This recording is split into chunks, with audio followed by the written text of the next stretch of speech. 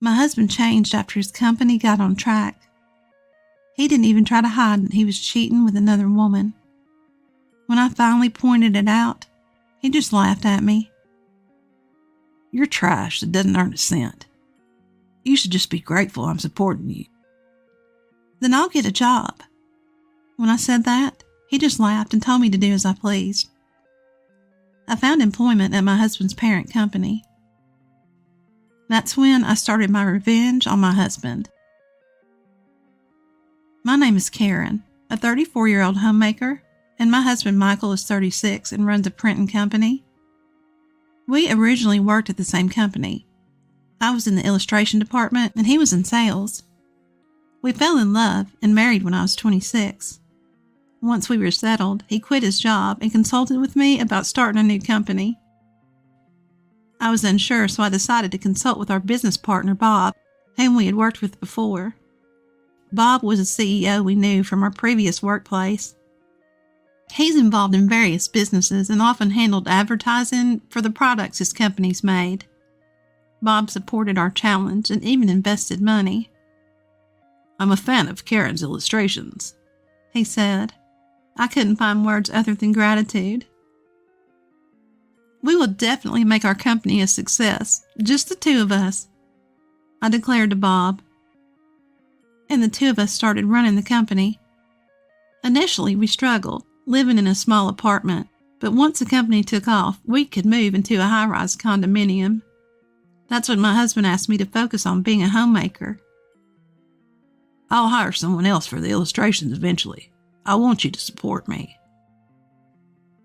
I couldn't say no to that. I decided to report the matter to Bob, who had invested in us. I'm sorry, but I'll have to quit the illustration work. Bob genuinely felt sorry for me. So it's sad to think I won't be able to see Karen's illustrations anymore. But if you ever want to start again, just tell me. I'll be here to support you. Yes, thank you very much. And so I became a homemaker to support my husband.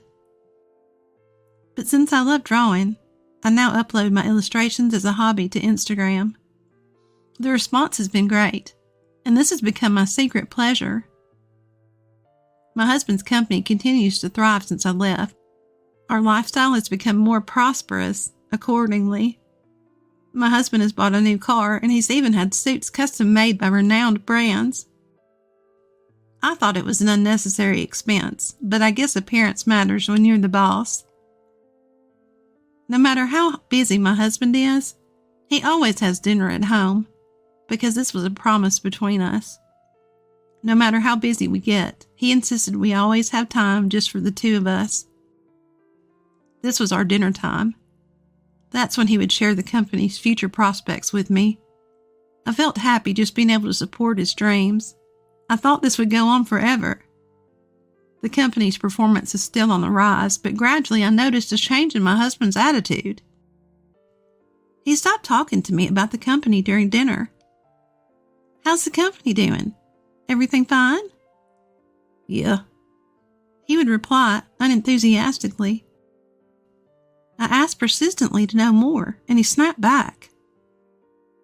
Don't talk about it. You won't understand. You're always at home. Don't make me explain every little thing. I was shocked that my husband would say such a thing. I tried to convince myself that he was just tired and overworked. That night, he silently finished his meal and went straight to his room. This continued for a while, and then he started having dinner outside. He would send excuses about socializing or entertaining, but he used to have dinner at home even then. I would wait for him, holding off on dinner myself, and yet now he would casually dine out. Lately, he wouldn't even send an excuse via email. When I brought it up, he would just yell at me. He seemed like a completely changed person. I felt nothing more than a servant to my husband. I would break into tears at the thought. When we started the company, we endured hard times hand in hand. Now I feel lower than his subordinates. I don't do housework because I like it. I wanted to continue my work in illustration. But more than that, I wanted to make my husband's dreams come true.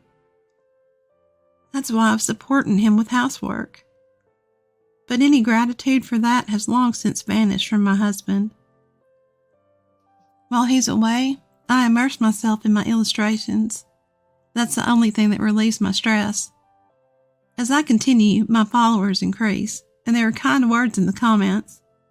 Among them, I even found Bob's name. In the comments, Bob offers to work together again. I hope we can work together someday. Just thinking about it lifts my spirits.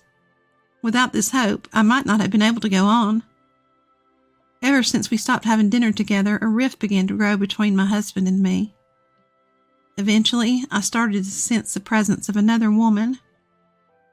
I detected a scent of perfume on my husband's discarded suit jacket, a fragrance he would never use.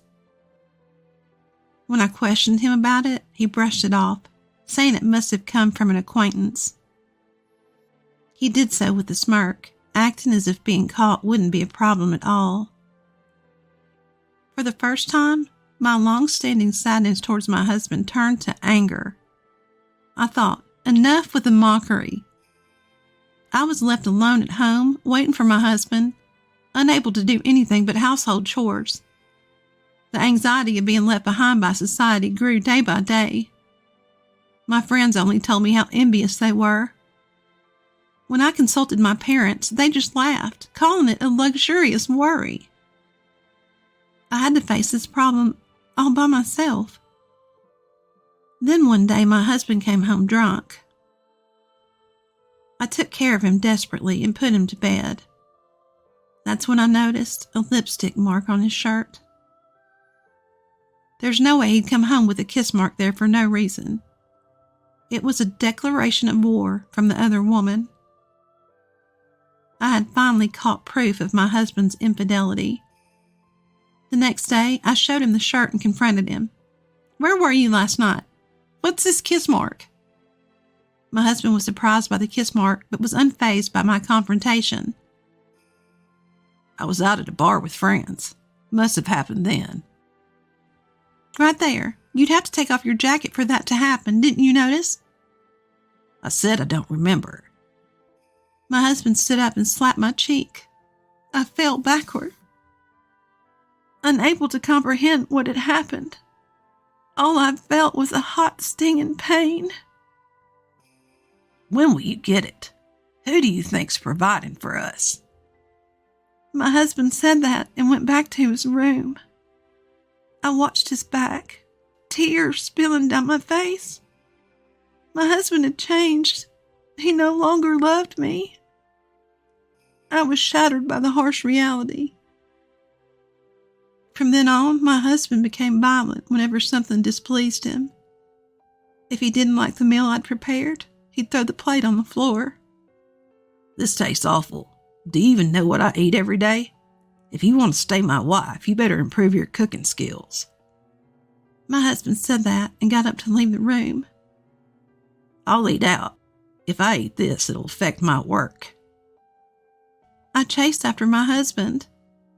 "Wait, I want to cook what you like, but you never come home or talk to me. How can I make something delicious like that?" My husband clicked his tongue, clearly annoyed by my desperate plea. "So, shall we get a divorce then? I'm totally fine with it. I can live without you, but you can't live without me, can you?" My husband looked at me and smirked. "You're a piece of garbage that doesn't make a single cent, and you're a parasite living off me." With those words, something inside me snapped. This man will never change. The kind and considerate husband of the past is dead. Then I'll get a job. "What? What do you mean?" "I will also become financially independent." My husband laughed, clutching his stomach. "Who would hire a powerless person like you?" I held back my anger. I mustn't lose control and lash out. That would only lead to more physical abuse. Since I can't win through physical strength, I must find another way to fight. "Well, do as you please, but don't neglect the housework with your insignificant earnings. I won't allow that." My husband said those words and left the house. I immediately began preparing. By hiring a detective to catch evidence of my husband's infidelity, I easily obtained numerous photographs. My husband was seen with flashy dressed women, enjoying drinks together and entering hotels. And it wasn't just one woman. He was baiting women with money and playing around with different ones. Seeing those photos and hearing the detective's report, I felt no emotions, no anger, no sadness. Rather, I thought it was good that the flashy behavior made it easy to obtain evidence. 1 week after obtaining the evidence, I headed to a restaurant on the top floor of a hotel. I was wearing the most beautiful clothes I could find, but I looked overwhelmingly cheap compared to the other customers in this restaurant. As I timidly headed to the reserved seat, Bob was already seated. "I'm sorry to keep you waiting." I apologized, and Bob smiled, gesturing for me to sit. No, I've been eagerly waiting for you, Karen. Making me wait isn't a big deal at all." Bob had helped fund us when my husband and I went independent. He was also now the president of my husband's parent company. "Thank you so much for supporting us during our independence." "I was surprised when you said you two were going independent, but since I had been working with you for a long time, funding you was no big deal." "It seems the company is doing well thanks to you." Bob's face turned stern at my words. "Well, that's true, I guess, but today it's about you accepting my invitation, right?" Bob said, smiling and reassuring me. "Yes, please." I straightened up and greeted him. Bob was one of the people who highly praised my illustrations. He provided funding when we went independent because I was part of it. He was the only one who advised me not to become a homemaker. We had lost touch, but he found me on social media and left a comment. We began communicating through email and SMS. "But you understood my illustrations well, didn't you?" "I'm a fan of yours, and I'm really glad you didn't quit illustrating." "I never thought you'd scout me, though." Bob had offered to hire me as an illustrator via SMS.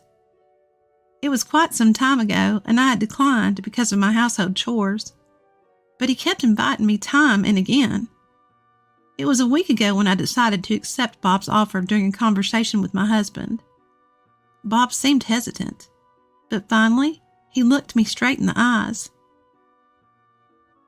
"I don't want to say this, but Michael's company has a really bad reputation." "What? Really?"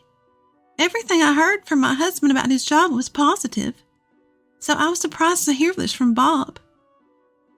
"I've been working with him for a long time, but ever since the business started growing, the quality of work has declined. Deadlines are missed, mistakes are made, and he doesn't seem to reflect on it." "Is this reputation widespread?" "Well, his company was growing rapidly, so it drew attention, but now it's attracting the wrong kind of attention. There are even rumors of him associating with a bad group." I didn't know that. I realized I didn't know much about my husband. To lighten the mood, Bob said cheerfully, "Anyway, you'll be drawing illustrations for us from now on. No need to outsource it. It's a big benefit for our company." "Thank you for accommodating my request to not affect my family life." "It's okay. We don't intend to overwork our employees anyway," Bob said with a smile. And so, I started working for Bob. I only had to draw illustrations, so I didn't need to go into the office. Bob allowed me to work remotely. This way I could work without it interfering with my household duties. I really felt the joy of drawing, something I truly loved. I had enjoyed it as a hobby, but now I felt the joy of being able to work on commissions. It was a fulfilling job. But there were times when my household chores and supporting my husband took up my time. A desire to work as much as I liked on my own started to grow within me. Thankfully, I started earning a decent income. I thought that I could live on my own without any problem. As I was working as usual, I heard the door slam loudly. When I went to the hallway, my husband came to me with rage in his eyes. "You traitor." I couldn't understand what my husband was saying all of a sudden. To think that my wife would take my job. It was then that I realized the reason for my husband's anger. Since I started working with Bob, I began to work with other companies as well. Thanks to Bob's recommendation, I was able to secure contracts smoothly. Most of the companies I contracted with were my husband's business partners. This was my revenge. It must have been frustrating to have jobs taken away by me, the one he looked down on. You have no right to tell me anything. I've just done my job. I have your permission. My husband's eyes filled with rage, but I didn't flinch. Go ahead, hit me if you want. Then I'll call the police. The word police seemed to calm him down a bit. My company is failing because of you. What are you trying to do? It has nothing to do with me. I went into the room and brought the divorce papers to my husband. We're not husband and wife anymore. Don't be ridiculous. You're divorcing me because my company is failing. You're just a gold digger. I could have divorced you at any time, but I thought now was the right timing. After all, I have a lot of work now and I'm making money. Hey, wait. Let's talk about the company's future before we talk about divorce. We started this company together, didn't we? You kicked me out of that company, remember? I have nothing to do with it now, and I'll make sure to get compensation. Michael was irritated, biting his lip. How greedy can you be? You can't claim compensation when you're the one asking for a divorce. Do you know how many times you've hit me? And you were having affairs without a care? I have all the evidence. That's enough to claim compensation. I showed him pictures that proved the affair. My husband, who had heard everything, fell to his knees and begged me. Please, the company's in dire straits. I can't handle compensation or divorce on top of that. Please support me. As soon as people found out that the company was doing badly, they abandoned me. You're the only one who hasn't. I didn't listen to such a pathetic idea. I left the house with only my work tools and a change of clothes.